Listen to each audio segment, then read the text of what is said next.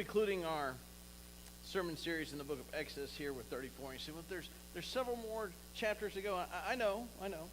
I wanted to leave sufficient meat upon the bone should I run out of any other material, any other 65 books in the Bible, that when I return, there'll still be plenty there for those of you who have been here through all this, that it will be new. That was a joke, people. I know it's Father's Day, and I know it's hot, but good night. I've seen livelier graveyards. Exodus 34. We're finishing out this series, and this makes for a really good end, because as we began our series, we didn't really start in Exodus chapter 1. We started in Exodus chapter 15. One of the three sections in Genesis where the covenant with Abraham is given. And in 15, we are told that the children of Israel will be sojourners in a land that isn't theirs. They'll become slaves to the people that do own the land. And they will suffer. And God will raise a deliverer. He will deliver them, because the time of the Amorites is not complete. Well, the time is now complete for these people. And you begin to see this repeated theme that I will drive these nation groups from you. And so when we begin to close this out, we're going to see how what began back in 15 as a promise to a man alone has turned into God's fulfillment of his prophecy and of his promise to his people. And how he delivers them. And how he keeps his faithfulness to them even while they mule against him. Or as the text calls them now, stiff-necked against him. We pick up here in 34. This is now we're right after the stage where God has said, I will not go with these people. I'm going to send them to bed without dessert. Not really. Because if I go with you, I will consume you. And last week we saw how God said, I will go with you. You will be my people. And how we see grace upon grace out of the hand of God. And we will continue to see how this grace is continually given. Because while he is angry with them for violating his command, he still keeps his word to them, despite what they deserve. One of the things about the very nature of God, he is faithful to those who cannot be faithful. He is compassionate to those who cannot be compassionate. And he binds himself to those who wander. So let's take a look in Exodus chapter 34, starting in verse 5. And let's see what he says. The Lord descended in a cloud and stood with him, and there proclaimed the name of the Lord. The Lord passed before him and proclaimed, the Lord God, a God merciful, gracious, slow to anger, abounding in steadfast love and faithfulness, keeping steadfast love for thousands, forgives iniquity and transgressions of sin. Got a lot of superlatives in there. You got a lot of adjectives. And one that repeats itself is steadfast love. Some of your texts might say covenantal faithfulness, or covenantal love, or loving kindness is typically the way they're translated. I, the Lord, is a God who is steadfast in his love. And the word there is the word chesed. It's the Hebrew word that is representative of God's. And the easiest way to translate it is covenantal faithfulness. The problem is that word just really doesn't do. Hebrew, unlike English, can add adjectives that can be a sentence long to describe an attribute of God. We really kind of frown upon that. The very great, powerful explosion erupted. A lot of you English people are like, hey. Hebrew's cool with that. If you were to translate this from Hebrew, it would be God's undying, never failing covenantal loyalty, undying faithfulness, on and on and on. God's steadfast love unto himself for his own. Primarily used of the relationship God has with his people. The book of Jonah, I think, is the only occurrence where it goes beyond his people. And it's a point that he's making to his people. That's why he uses it. I am a God who, while can be angry in my holiness, wrathful in my holiness, just in my holiness, actually unfair to you, because I have steadfast love to those who are incapable of the same response. I'm a God who loves you and binds myself to you, though I know you'll break my command. That's the God that we have here. And that's the God of grace and mercy. By the way, grace, does anyone care to remember what grace means? Favor that is unmerited. What does unmerited mean? Favor you do not earn. I am a God who gives to you that which you cannot earn, and am faithful to you in spite of your ability to earn that faithfulness. This comes on the heels of apostasy, where they admit that they are going to follow the things of God and bind themselves to an oath, and then, I don't know where Moses went. Hey, make us a gold calf. That'd be cool. Make it shiny. Because every idol's got to have some bling. Make us a gold calf. And not only do we want a gold calf, then we're going to revel in our drunken orgy for the calf.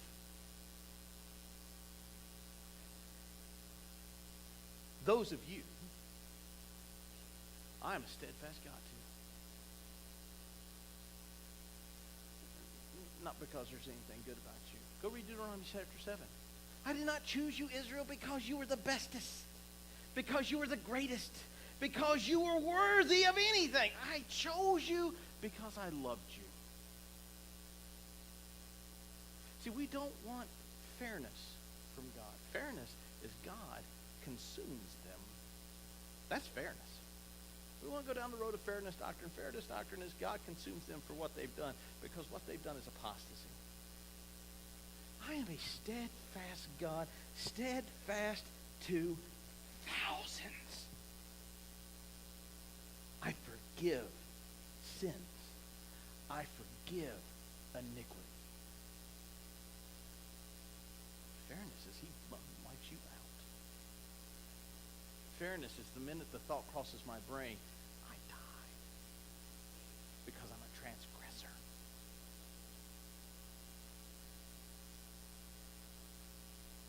I sin because I'm a sinner.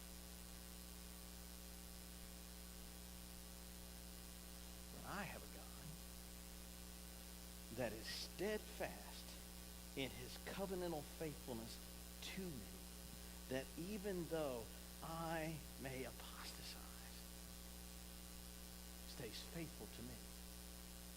Even though I may commit blasphemy, which is what happens when you sin, because you've elevated something to the throne of what God should be and made it a God.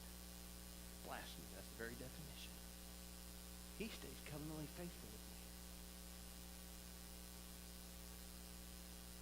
That's the radical concept of the God you have. He is not a perpetual grandpa. He is not a perpetual Santa Claus that is a gimme, gimme, gimme, gimme, gimme, gimme. He's going to tell you very quickly here, yes, I forgive sin. No, I do not necessarily take away the consequences of those sins. We'll look at that. It's a very radical concept.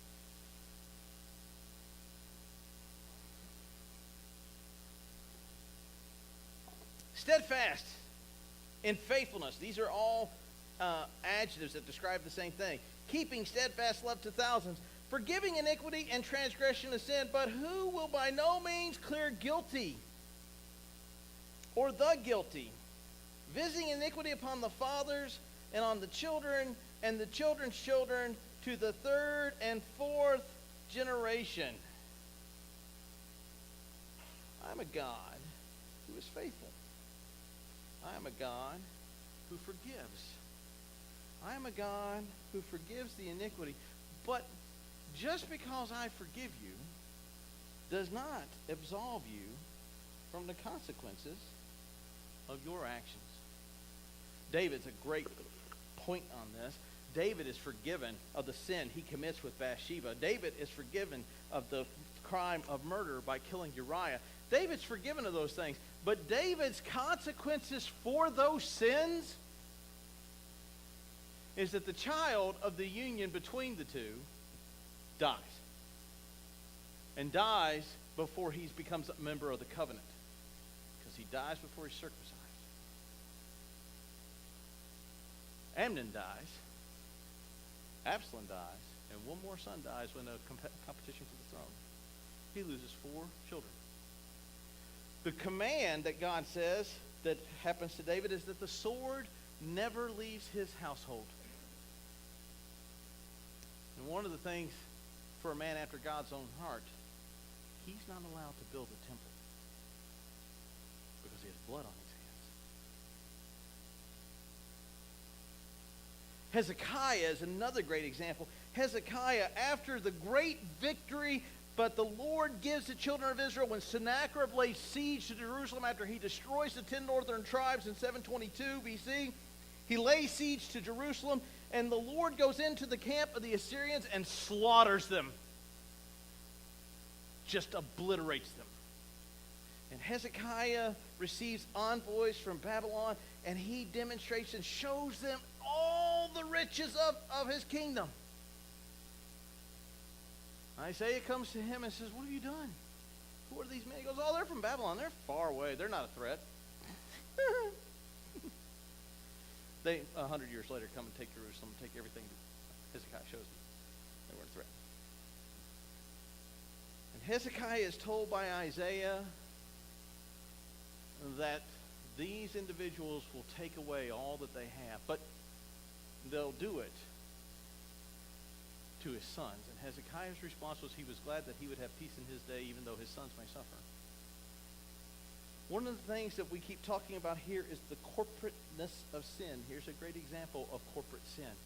My sin doesn't just affect me. This is very, very common in the American culture. We go with, well, my sin is the only sin that I account for, and no one else reaps the benefits or the consequences of my sin.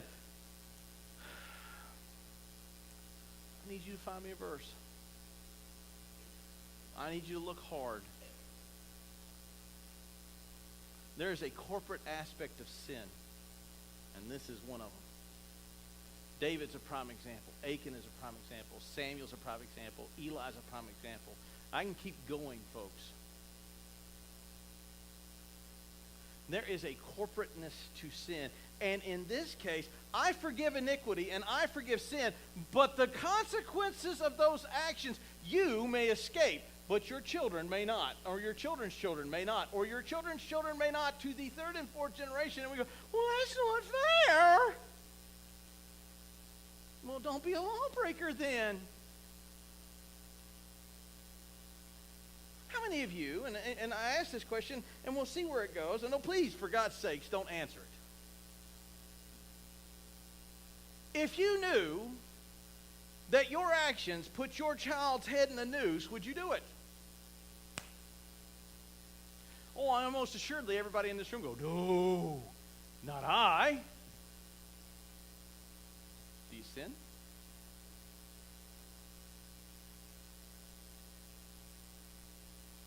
John says if we say that we don't have sin in our life, that we are both liars and sinners. Because lying is a sin. There's a movie that came out in 1985. It's called A Cat's Eyes. It's a Stephen King movie. And yes, I watched it in the theater. Thank you. It had James Wood in it. And it's a series of short stories, 3 to be exact, about the life of this one cat. That's what joins the stories together. And in the story, James Wood wants to quit smoking cigarettes. And so a friend of his tells him of a guarantee to make you stop smoking. And trust me, there's a guarantee involved here. And so James Wood goes to see, and then unfortunately for James Wood, once you sign up, you can't ever leave because it's run by the mob. And the men that run it are angry because their boss died of lung cancer, so they don't want anybody else to smoke again. And so they have some pretty strict penalties. And to demonstrate for him, the first penalty is they take the cat, which of course I'm not a cat lover, so I was really kind of thrilled to watch this. They take the cat, toss it in a room, and they kind of shock the cat. The cat, this cat. It had 8 more lives. Those of you who are cat lovers, I pray for your souls. And then they look at James Wood and says, if we catch you smoking, we're going to put your wife in there. And so one day, he's had a really stressful day, and so they catch him smoking, and he runs to the place to plead with them no, and guess who's in the electric room? And after they're done, the wife leaves, and he says, now, let me tell you, if we catch you again, we're going to cut off your wife's pinky. And they laugh, and he laughs, and he thinks it's all funny until he's at a dinner table with the associate that told him about the guaranteed non-smoking place, and he looks, and she's missing her pinky finger. Do you think he smokes again? See, when it comes down to details like that, instead of just a theoretical plan where we go, oh, no, Brother Ashley, I would never sin and put my child in that position. Oh, no, that would never happen. But when it happens is where the rubber meets the road, isn't it? So there's a corporate component to sin that no matter how much we want to run from, follows us. This is why sin is such a weighty prospect. Why? Because you've offended a holy God. You've dishonored a holy God. And while he is covenantally faithful to his people, and he forgives them, that doesn't mean you escape the consequences. We've all been raised in a world where if I say I'm sorry, I don't have to pay the penalty for what I've done. I'm sorry. Are you? I used to play volleyball, and I wasn't very good at volleyball, but I could kick you on the other side of the net while spiking the ball at the same time. And I would go every time I do it, I'm sorry. Was I? No! All I meant was, dude, you shouldn't have gotten in the way of my foot. Next time, stay clear. I kick you. Why? Because I wasn't sorry. And a lot of times we bring that approach to our sin, and we look at God and we go, I'm sorry. But the minute you turn around and walk away, I'm going to go do it again. And that generates a corporate aspect to the consequences of sin that we just simply can't just excuse away because it doesn't mesh with our theology. We'll see grace here. Let's look.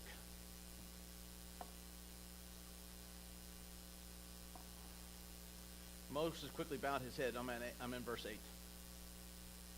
Towards the earth and worshipped and said, if I have now found favor in the sight of the Lord, or O Lord, please let the Lord go in the midst of us. For it is a stiff-necked people. And pardon our iniquity and our sin, and take us to be your inheritance. Verse 10. Behold, I am making a new covenant. They've just broke the old one. They just broke it. We're not talking about years. We're not talking tens of years. We're not even talking a new batch of people. These are the same lawbreakers. These are the same individuals that saw God's great and wondrous hand, and they broke the commands of God. I'll make a new covenant. We open with God making a covenant with Abraham about making a mighty nation of these individuals, and we're going to close with God making a new covenant with this same group of people who have a hard time being faithful. Let me ask you, how many of you would take as a friend a backstabber? How many of you would embrace an individual as a friend who you knew in the time in which you needed them most, you would find them on the other side yelling, crucify him, Crucify him. Crucify him. How many of you would take as your friend an individual who you couldn't trust while watching them? And yet here's a faithful God who knows full well that these people are going to break these commands. And break every one of them. Who binds himself to liars, to cheats, to thieves, to morally repugnant things, to backstabbers, to gossips, to liars. And this is grace. You want fairness, you die. This is grace.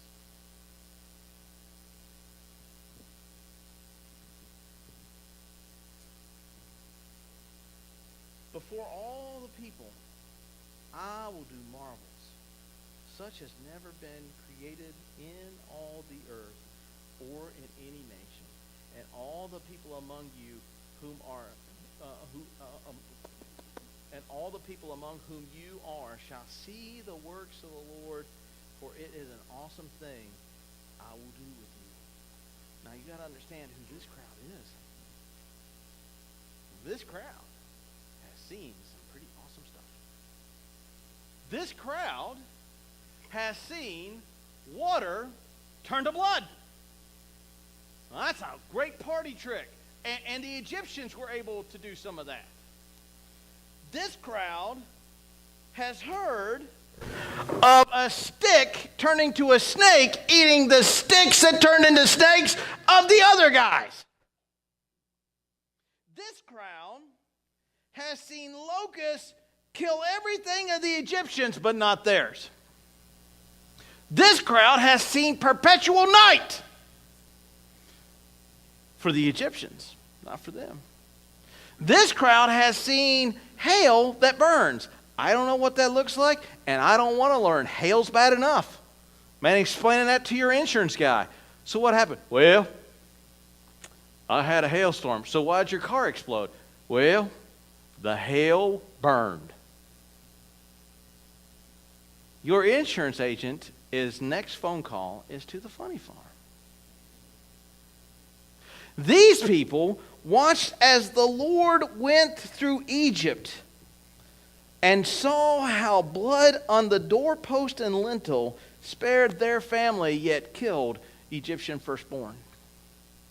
These people have seen great wonders where their backs are against a huge ocean. See it not only part, but the ground to be dry underneath. And as they're going through, see the ground turning muddy, and it collapsed upon their enemy, obliterating one of the greatest superpowers in their day. These people have seen water which was bitter turn sweet by someone simply tossing a stick in it. Are fed by the dumbest quail in the world. They allow you to catch them and go, and eat. Talk about pick and eat. And dew that makes bread. These are some pretty wondrous signs. So God's going to have to step up his A game. And his response to them is, I will show you things you have not even comprehended. Just as much as we limit God by the fact that we think that he somehow does not fully understand sin and that we can sin unabated, or that our sin somehow escapes his notice, or somehow the consequences of our sin can escape our notice, we also have a low view of God because we believe that somehow there's something about God where he is unable to do things. God, I'll ask for healing from you, but I'm only asking because, that's the thing that's required. I really don't expect healing. And even if I expect healing, well, if you don't heal me, that's just a sign that you're just incapable of healing. We talked about this morning about stepping out on faith with our time and our talent and our tithe, and how folks usually, when they mean step out on faith, what they really mean is, God, I'm not going to do any more. I'm expecting you to do with nothing more that I'm giving you. I'm going to wait for you to show me how great you are before I do anything to demonstrate the greatness I know you to be. We have a belief that, well, yeah, God is powerful, but he just isn't powerful enough for me. Shucks, golly gee. Well, I've seen him do great things in other people's lives, but he's not able to do those great things for me. You live a defeated life in Christ. And you'll have a poor understanding of the greatness of God. We have a record of the great and wondrous things he's done. He causes the earth to stand still so that Joshua can slaughter his enemies. Makes a mule talk. He defeats an army that is uncountable with 2 clay pots, a torch, and a trumpet. I can tell you, as a person that was in the military, if that was your battle plan, I'm not going. Because I know the enemy's armed, and yet the Lord is victorious. A young boy of ruddy appearance kills a giant with a rock. A city is delivered from a powerful Syrian army by an angel going through it. A prophet kills 700 prophets of Baal. A woman gives birth to a child, but yet she's a virgin. The Son of God dies upon a cross to take upon us the sins of our nature, and then rises 3 days later. These are the testimonies that we have just from the text. And even in our own life, there's times where Stephanie and I have looked at each other and gone, we do not know where this is going to come from or how God is going to work this out. And I really wish he would work it out sooner rather than later. And normally, in sometimes some of the most infuriating way, he works it out, but he doesn't work it out the way I'd like for him to. And that's usually our rub. Well, I'm glad you worked it out, but I wish you would just follow the plan I've laid out for you. And as long as you stay on my plan, God, we're going to be okay. If you were to ask Moses how he would like to be delivered from Egypt, I can tell you that Moses would not go, yeah, this way was what I was thinking when God said, I'm going to deliver the Israelites from the hands of the Egyptians. But notice all the way through, you see this steadfast love with people that are deserving of simply nothing more than judgment and death. I will do great and wondrous signs. Our greatest limitation with God is us, not God. We can look at signs and wonders and just try to chalk them up to science and nature and walk away unimpressed. And that impacts how we worship him. And that impacts how we come to his word. And that impacts how we look at the things which he writes down in his text. And we go, okay. Because we're unimpressed. I've seen movie special effects that are far greater. It's kind of like I have some friends that go, man, I'm going to train to be like John Wick so I can... You know that John Wick is all staged. If you haven't seen the movie, Delight, you got to come see it. I got it saved on my DVR. Where are you? Got it saved on my DVR. We can watch John Wick 1. They've taken out all the violent stuff. Okay. I'll tell you we're going to watch Puppies and Kittens, and I'll just put it on. I'm kidding. Verse 11. Observe what I command you this day. It's a command. They're going to say yes, but we all know they're not. I will drive out before you the Amorites, the Canaanites, the Hittites, the Perizzites, the Hivites, the Jebusites. Take care lest you make a covenant with the inhabitants of the land which you go, lest it becomes a snare to you. And they break this one with Joshua. Joshua is tricked. He's deceived. He makes a pact with people that are just the next holler over.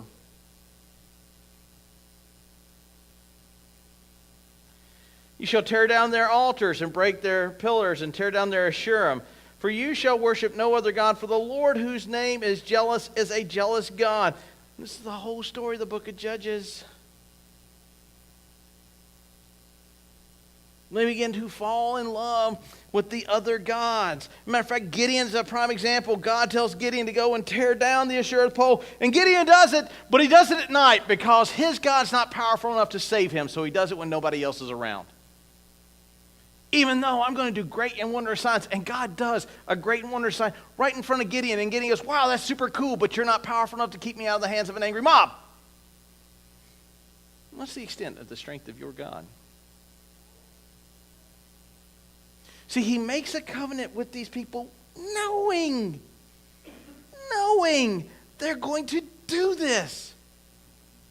And in spite of knowing that, binds himself covenantally faithful to those individuals.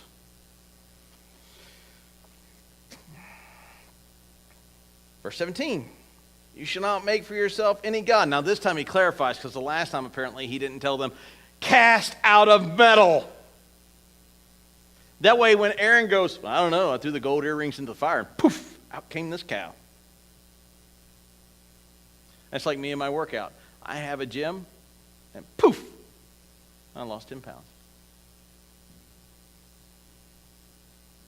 That's not how any of that works, is it? Don't make for yourself idols. Notice what the conversation is about here.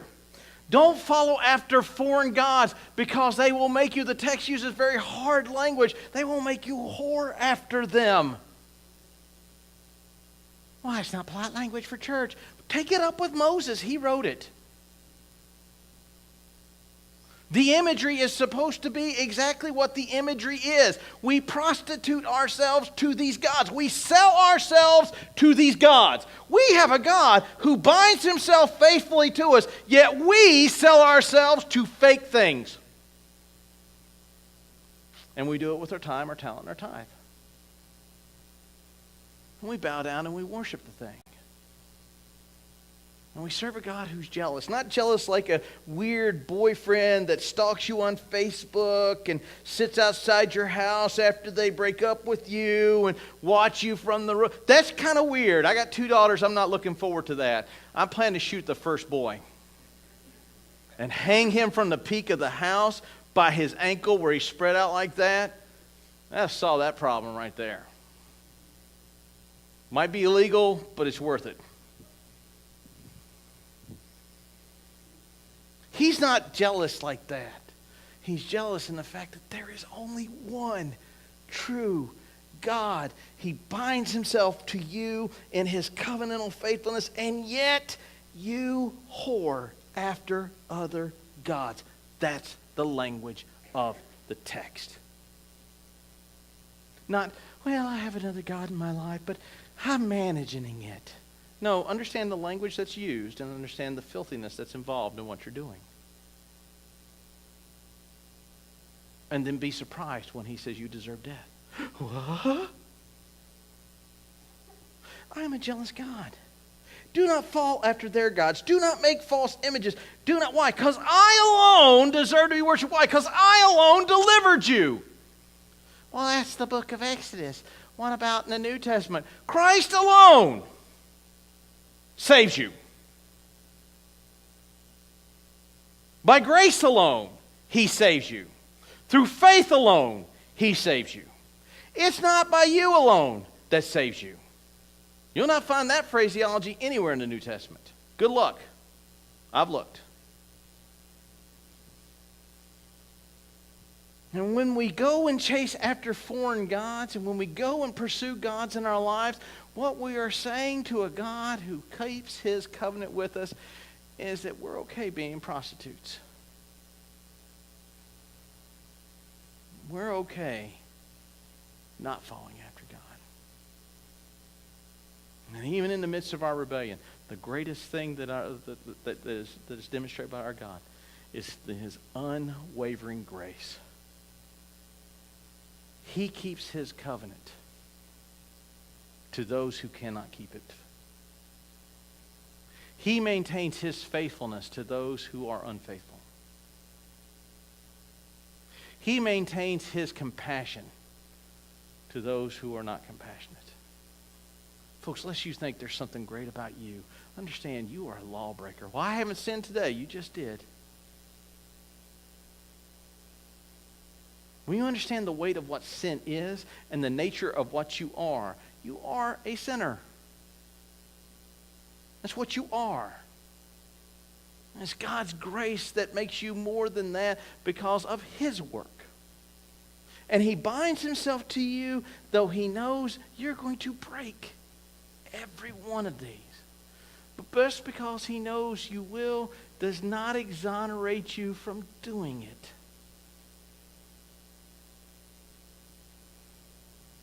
You should keep the Feast of Unleavened Breads. Why? Because the Feast of the Unleavened Breads is the Passover meal. It is designed to demonstrate to the children of Israel that they were once slaves in bondage and now are people.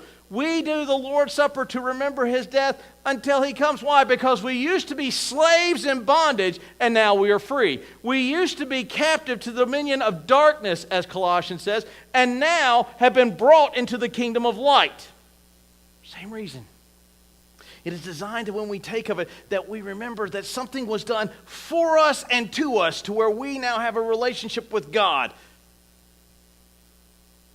We don't deliver ourselves. That only happens in movies.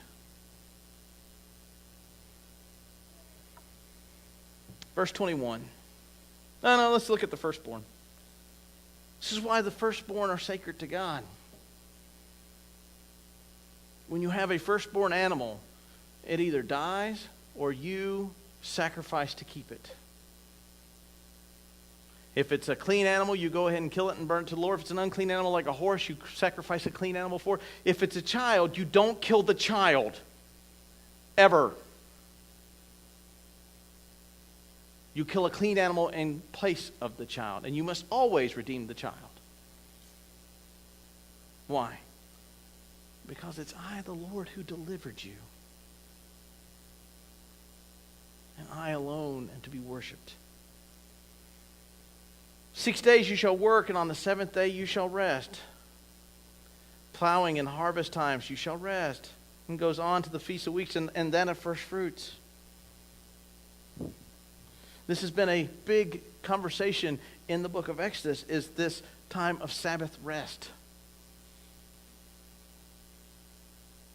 You want to know whether or not you have a false god? Great barometer is there a difference between your Sunday and your other days? Can your children make a distinction between Sunday and Monday? Other than the fact that for a couple of hours you show up here. I mean, is that the only distinction that you have? There's nothing just set apart about this day. There's no preparation for this day. There's no concept of being and coming to the Lord with a clean heart and a pure heart, to where when you come in here, it is an act of worship in which you worship corporately with the body because you have spent the week preparing. Or is today and Monday the same day, except instead of going to work, you came to church, you went to lunch, you plopped yourself in front of the idiot box, and you zoned out for the rest of the afternoon?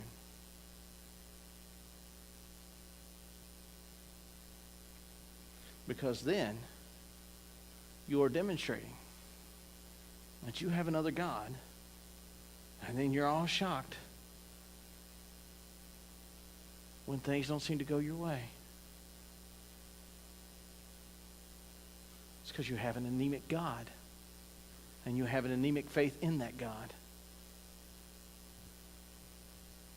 And in spite of all of that behavior, you have a God that while at times you thumb your nose at him, you stiff-neckly strain against the yoke, you kick at the pricks with him, you do all the things, he binds himself covenantally to you. He saves and delivers you from the snare of sin because he loves you, and for no other reason. You're not good enough. You're not holy enough. You don't have money enough. You don't have experience enough. There's nothing about your looks that are enough. You don't get into heaven because you are enough. You go to heaven.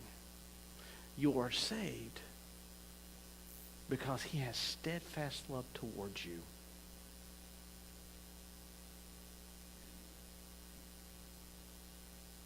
As we close out the book of Exodus, you'll see over and over and over and over the times when the people are deserving of divine wrath, and what they get is divine mercy. Please, for the sake of your own lives, do not assume that because God is merciful, that you can then trade on his mercy.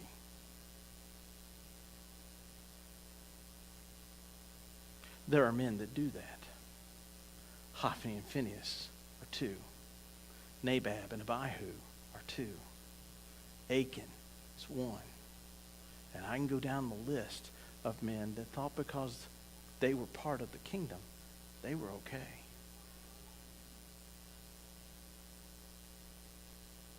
The text has full warning of individuals that assume that because that God is a forgiving God, that they can presume upon that forgiveness and God is bound to that. That is the statement of a non-believer, folks. You can be offended with that. That's great. You should be. We should be offended. How dare you say, because God is forgiving, I will presume upon his forgiveness and sin even more. Paul says, no. Not just no. Expletive, no.